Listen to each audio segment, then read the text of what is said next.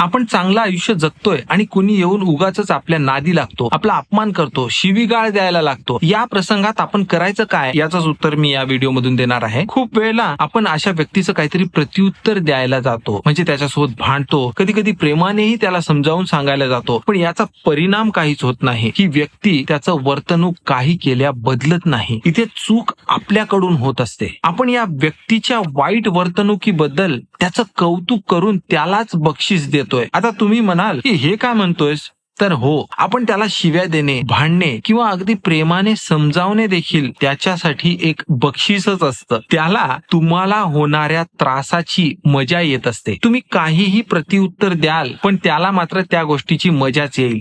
पण तुम्ही जर तुमचा रिस्पॉन्सच बदलला, म्हणजे तुम्ही त्याला काही समजावण्याचा प्रयत्नच करणं बंद केलं आणि तुमच्यात आणि त्याच्यात एक अदृश्य भिंत उभी केली, तर तो कालांतराने कंटाळून त्याचं हे वागणं बंद करेल.